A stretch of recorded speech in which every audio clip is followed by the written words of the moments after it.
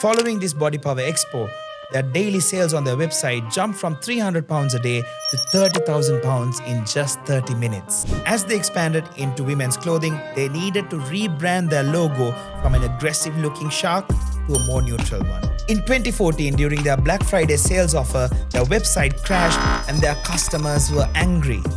Hello everyone, in this video I'll be taking you through how Gymshark, one of the biggest athleisure brands, grew to generating £607 million in annual revenue within a span of just 13 years.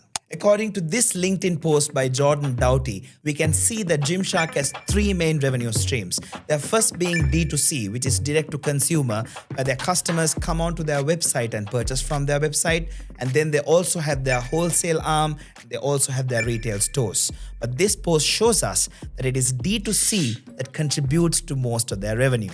According to this article by Retail Gazette, in 2024, US contributes to 41% of their total revenue, whereas Europe, except for UK, contributes to 24% of their revenue, and UK, being their home country, generates 23% of their revenue, and the rest of the world contributes to 12% of their revenue. Now it's time for us to rewind back in time and look at the origin story of Gymshark and find out why they started the business and how they did revenue in the early days.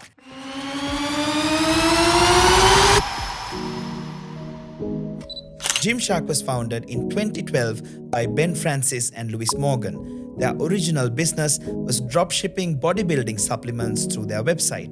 However, the profit margin on that business was quite low and they needed a pivot. Ben noticed that the gymwear clothing at that time was uninspiring, it was loose and baggy, and they wanted a product that was fitting and physically enhancing. So this was a business that started from a founder's need. The biggest reason why Gymshark succeeded as a brand is because they have a strong product. From day one, I would say.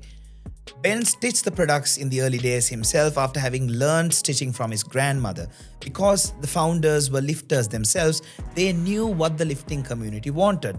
They were also able to get a lot of feedback from the initial customers, and based on that feedback, they were able to improve their products.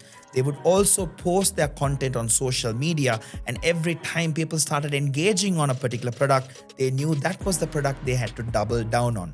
So this is a valuable lesson for startup founders. That is, you need to pay very close attention to the feedback from your early users and then get your original product improved so that it can then go out to a larger audience. In the early days, Gymshark was laser focused on one customer segment. Those who are in their late teens and early 20s who were male and frequent gym goers. And they were able to create products that really appeal to this target audience, and they crafted messaging and marketing that was able to really resonate with this audience. And this audience really loved Gymshark products, and word of mouth spread between the tribe. And as a result, Gymshark grew very rapidly in the early days. Influencer marketing has been one of the most successful marketing tactics that Gymshark has used over the years. In the early days, the founders would send their products over to fitness influencers such as Matt August and Lex Griffin, who would not only give them feedback about their product, but they would also share it with their community and get the word of mouth out there. And this strategy has proven to be so successful that according to this Economic Times article in 2020, Gymshark had paid 125 influencers to promote their products across multiple marketing channels.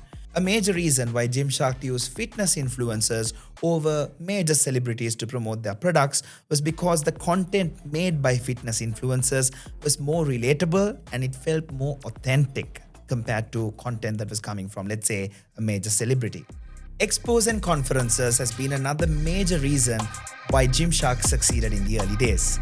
In 2013, the founders took a major risk. They emptied their bank accounts and put up a stall at the Body Power Expo. At this expo, they broke the mold and made it a stall where people could hang out, have a chat, discuss about fitness and share advice. At this event, they launched their most sophisticated product to date, the Lux Track Suit. This was repped by athletes and debuted at this event. Before this event, their website sales was about £300 a day. But following this event, their sales jumped to £30,000 in just 30 minutes. Having studied a lot of brands across the world which are highly successful, one thing I notice is the most successful brands are able to get many such wins over a large period of time which then transforms them into the mammoth they are several decades later. They continued attending the Body Power Expo over the years, and they also attended other conferences like Arnold's and Olympias and FIBOs as well, which further increased their brand presence and awareness. As Gymshark's prominence rose in the male fitness community, the female fitness community also started requesting Gymshark to make women's gymwear clothing. Gymshark listened to this feedback, and in 2013, they expanded into women's clothing. And they used the same playbook they used with men's clothing. They got superheroes from the women's fitness community like Nikki Blackketter and Jasmine Garcia, and these ladies helped promote Gymshark to a larger audience. As they moved into women's clothing, they needed to rebrand themselves. The original logo was a shark with biceps and looks very aggressive, but they had to transition from this to this, which is a lot more neutral and a lot more appealing to a larger audience. And when they did this, they got pushback from their original segment.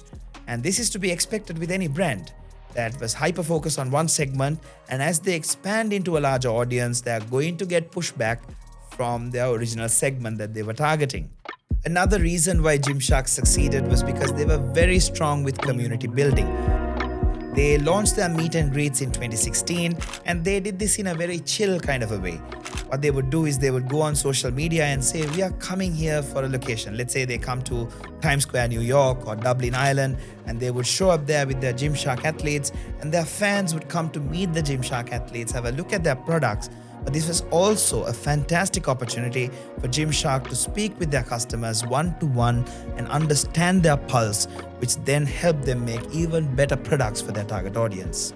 Gymshark also launched their lifting gym facilities. So this was more than just a gym. This was a place where their community could come together, have conversations, and they also had events in it, such as the British Junior Weightlifting Championship. Gymshark has always cared deeply about their customers. In 2014, during the Black Friday offer, their website crashed and customers were angry. And what did the founders do?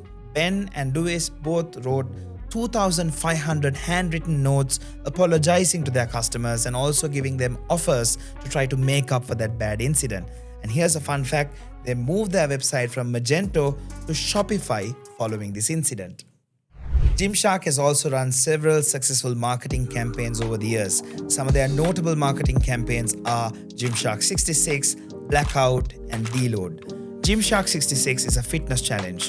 Participants need to download the Gymshark app, take part in the fitness challenge, and also post their journey on social media for 66 days. The winners either became Gymshark athletes, or they got free membership for the gym, or they got free merchandise. And the best stories were highlighted on Gymshark social media, which gave further motivation for people to share their stories on social media. So this is an example of user-generated content, and also this is an interesting tactic to increase mobile app downloads. Blackout, their Black Friday campaign, also needs to be highlighted. They usually have dark colored theme, and also they flood their social media with both their content as well as influencers' content, and as a result their website traffic sharply increases, and because customers have bought once from them, there is a spillover effect over the next few days as well.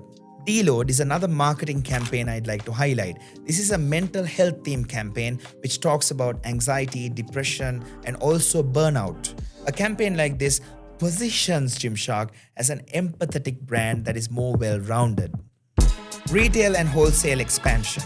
Gymshark currently owns 4 retail stores, and they have plans of expanding into 3 other stores in Europe. Their flagship store is in Regent Street, which they established in 2022. And the experience of shopping inside this is more than just buying clothes. Here there is a sweat room where you can do yoga and you can lift weights. You can also try out their products and see if it is a good fit for you.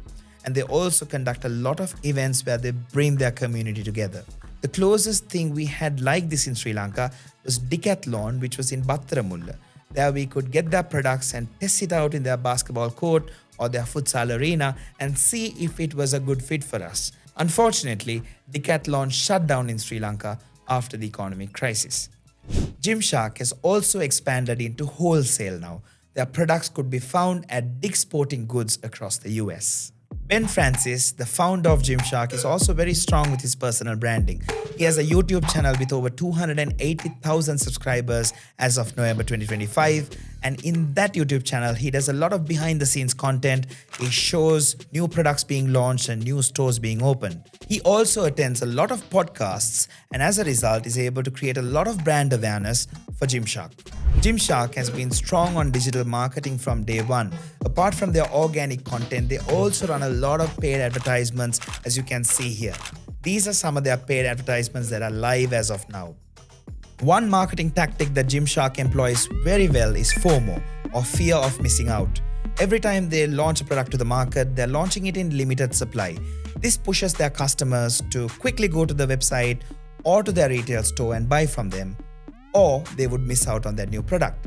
This allows Gymshark to have new and fresh designs going into the store at all times that keeps their brand relevant.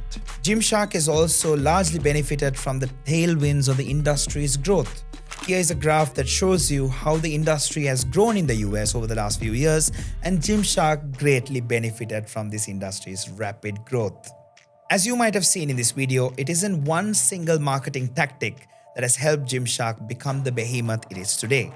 It is a collection of multiple marketing activities and also industry tailwinds that has propelled Gymshark into the giant it is today. If you like revenue case studies like this and want to learn more on another brand, I've done another video on Canva as to how they started making $3 billion in annual revenue.